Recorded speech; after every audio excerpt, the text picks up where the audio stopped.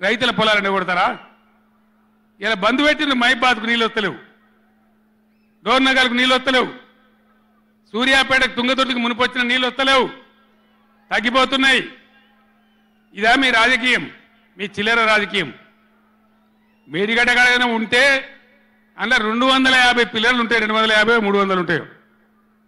Kaleshwaram project అంటే ఒక ఆట బొమ్మ కాదు. 3 బ్యారేజీలు ఉంటాయి గోదావరి మీద, 200 కిలోమీటర్ల టన్నెల్స్ ఉంటాయి, 1500 కిలోమీటర్ల కాలువ ఉంటుంది, ఒక 19 సబ్స్టేషన్లు ఉంటాయి, ఒక 20 రిజర్వాయర్లు ఉంటాయి. ఇదంతా కాళేశ్వరం ప్రాజెక్ట్ కాదట. ఒక 2-3 పిల్లర్లు కుంగిపోయినాయి. ఎన్నిసార్లు కుంగిపోలే? నాగార్జున సార్లు కుంగిపోలేదా? కడెం ప్రాజెక్టు గేట్లు కొట్టుకపోలేదా? మొన్నటిదాకా మూసీ ప్రాజెక్టు గేట్లు చక్కగా ఉండేదా? కొట్టుకపోలేదా? ఏదైనా పోతే సదరాలు దాన్ని మంచిగా చేయాలి, తొందరగా మంచిగా చేసి రైతులకు నీళ్ళు ఇవ్వాలి. కానీ మేము మేడిగడ్డకు పోతాం, బొందలగడ్డకు పోతాం, ఇదా రాజకీయమా? ఇది తెలివి అనిపించుకుంటుందా? ఇవి కాదు కావాల్సింది, రాష్ట్రానికి ప్రజలకు కావాల్సింది. ఓ లోడొచ్చు, వాళ్ళు గెలవచ్చు, ఎవరికి శాశ్వతం కాదు.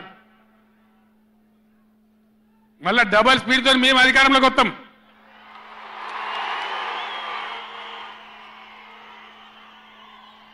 అప్పుడు మేం గిట్లే మాట్లాడన్నా, ఈ పద్ధతి అనుసరించానా? మిగిలితారా మీరు నశంలకు కూడా?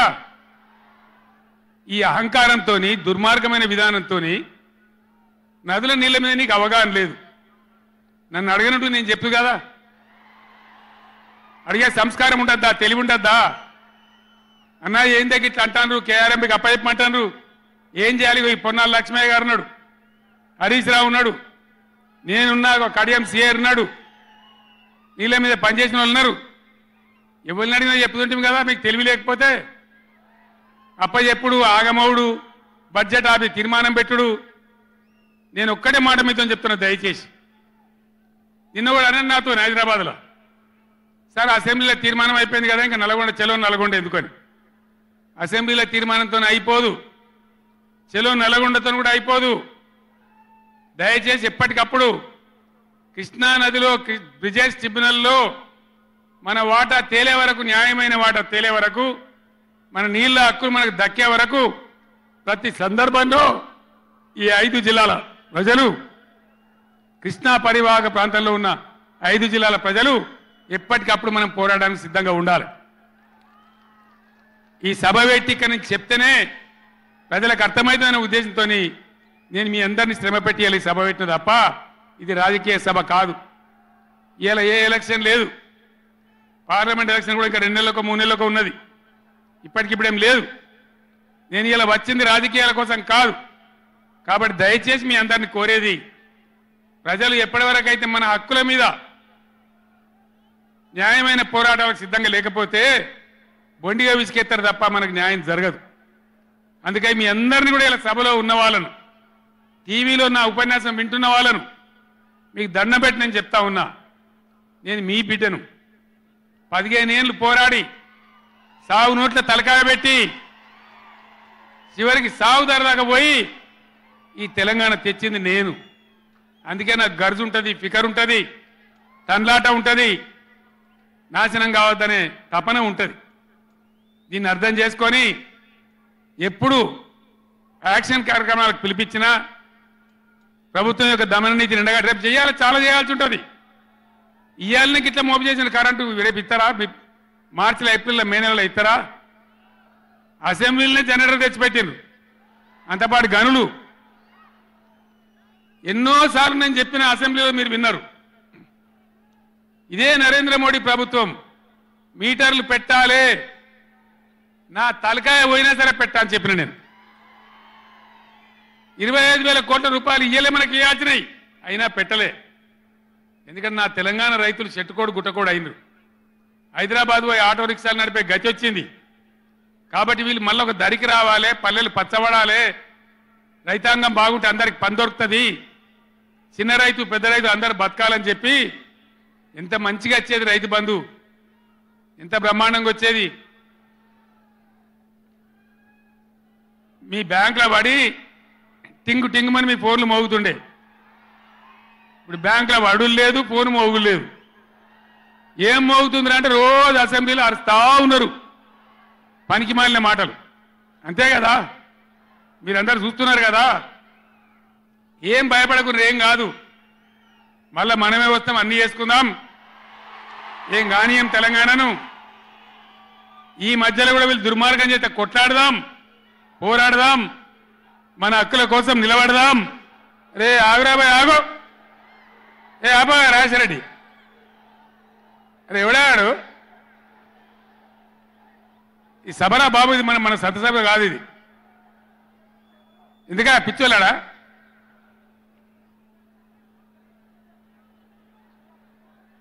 నేను మీ అందరికి ఒకటే మాట, నిన్నటికి నిన్న ఆయన శాసనసభకు రాలే, నీళ్ల మీద చర్చ అంటే రాలే, నిధుల మీద చర్చ అంటే రాలే, నియామకాల గురించి మాట్లాడదామంటే రాలే. కానీ నల్లగొండకు పోయి ఆయన బీరాలు పలుకుతుండు, పొంకనాలు కొడుతున్నాడు. ఏమన్నాడు ఆయన?